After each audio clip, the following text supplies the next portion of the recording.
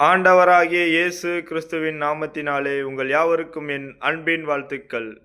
எல்லோரும் சந்தோஷமாயிருக்கிறீங்களா? சந்தோஷமாயிருங்கள். எப்பொழுதும் கர்த்தருக்குள் சந்தோஷமாயிருங்கள். வாங்கள் இன்றைக்கான தேவனுடைய வார்த்தையை நாம் கேட்போம். இன்றைய தேவனுடைய வார்த்தை, கோல் சொல்லி திரியாதே. இன்றைய தேவனுடைய வார்த்தை, கோல் சொல்லி திரியாதே. வாங்கள் தேவனுடைய வார்த்தையை பொறுமையாக, நிதானமாக, விசுவாசத்துடன் நாம் கேட்போம்.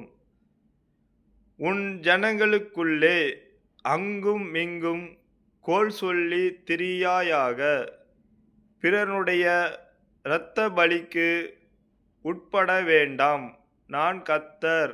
லேவியராகமம் 19ஆம் அதிகாரம் 16ஆம் வசனம்.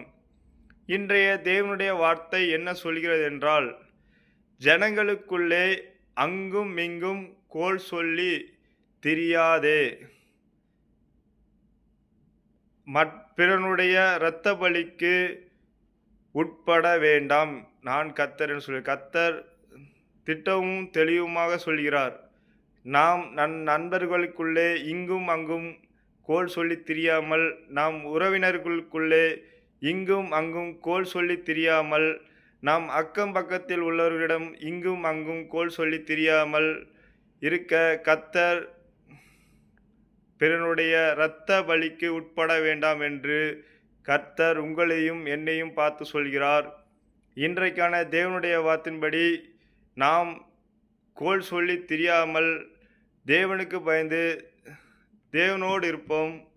அப்பொழுது தேவன் நம்மளை உயர்த்துவார், நம்மளை தாங்குவார், தப்புவிப்பார். இன்றைக்கான தேவனுடைய வார்த்தையை விசுவாசத்துடன் பார்த்த கேட்ட உங்கள் யாவரையும் தேவன் தாமே ஆசீர்வதிக்கவே ஆசீர்வதித்து அவர் பெருகவே பெருக செய்வார். விசுவாசிங்கள், தேவனுடைய மகிமையை காண்பீர்கள். Thank you friends. மறக்காமல் சப்ஸ்கிரைப் பண்ணுங்கள், லைக் பண்ணுங்கள், கமெண்ட் பண்ணுங்கள். எதை செய்தாலும் தேவனுக்கென்று செய்யுங்கள். தேவ நாம மகிமைப்பட செய்யுங்கள். Thank you friends. God bless you.